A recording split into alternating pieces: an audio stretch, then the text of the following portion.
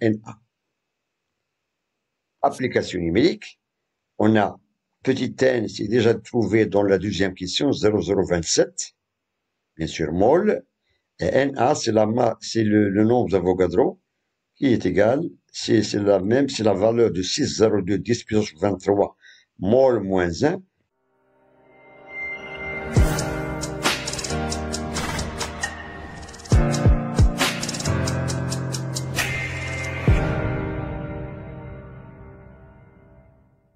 Aujourd'hui, on va traiter comme d'habitude un exercice résolu en chimie, niveau lycée, sur le glycérine.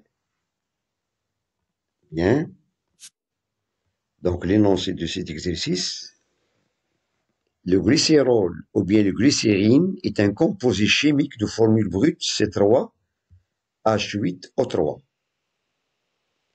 C'est un liquide incolore, visqueux et inodore, au goût sucré, utilisé dans de nombreuses compositions pharmaceutiques.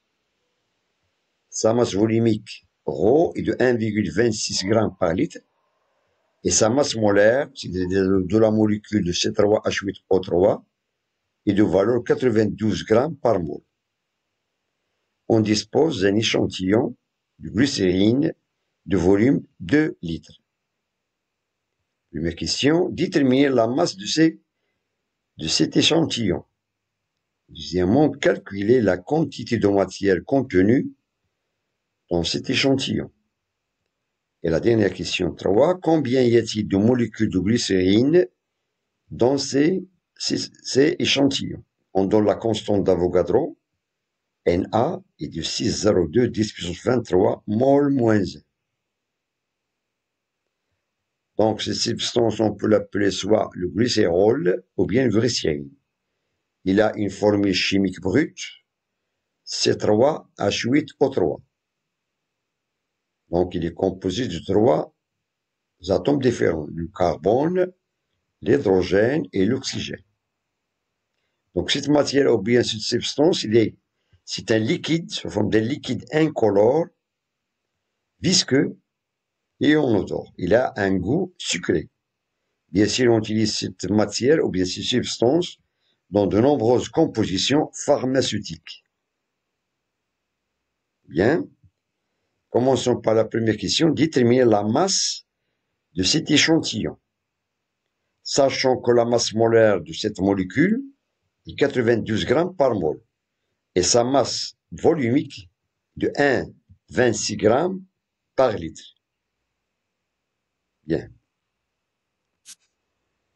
Donc, première question, déterminer la masse de l'échantillon. Réflexion. Donc, calcul de la masse de l'échantillon. Donc, on a une expression, une formule à appliquer. Donc, c'est la relation suivante. On a la masse volumique, par définition, c'est la masse sur le volume de la même matière. Donc, étant donné qu'on nous demande de calculer la masse de cet échantillon, donc on doit appliquer cette formule. Rho, c'est la masse volumique de la matière, qui est égale à la masse de la matière sur le volume de cette même matière. Passons à l'application numérique. Donc, tout d'abord, on tire la masse est égale à ρ fois V. Voilà. M, c'est l'inconnu. Le volume, c'est déjà donné dans l'énoncé. Et ρ, de même, et les données, c'est 1,26. Application numérique, on a M est égal à 1,26, bien sûr, grammes par litre, fois 2 litres. Et on aura M est égal à 2,52 grammes. Donc, la masse de cet échantillon est de 2,52 grammes. On passe à la question suivante, question 2. Calculer la quantité de matière contenue dans cet échantillon. Étant donné que la masse de cet échantillon est de 2,52. On demande de calculer maintenant la quantité de matière petit n. Bien sûr, il est exprimé en mol. Donc, la quantité de matière dans cet échantillon est, on applique la formule suivante, petit n est égal à petit m sur grand M. Petit n, c'est la quantité de matière. Petit m, c'est la masse du échantillon. Et grand M, c'est la masse molaire, qui est donnée dans l'énoncé, type 92 grammes par mol. Application numérique, on a M est de 2,52 divisé par 92. Voilà. Et on trouve N est égal à 0,027 mol. 0,027 mol. Voilà. Ça, c'est la quantité de matière dans cet échantillon de masse de 52 grammes. Ça, c'est la réponse de la question 2. Question 3. Combien y a-t-il de molécules de glycérine dans cet échantillon? On donne la constante d'Avogadro est de 6,02 10 puissance 23 mol moins 1. Hein? Réflexion. Question 3. Me demande de déterminer le nombre de molécules dans cette masse de 2,52 grammes, c'est-à-dire dans cet échantillon. Combien on a de molécules? Donc on doit appliquer de même la troisième formule dans cet exercice, qui s'écrit sous la forme petit n est égal à grand N sur Na. N, c'est la quantité de matière.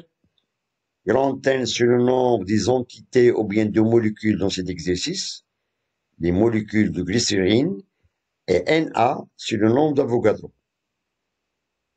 Donc, l'inconnu dans cette relation, c'est ce grand N, c'est le nombre de molécules.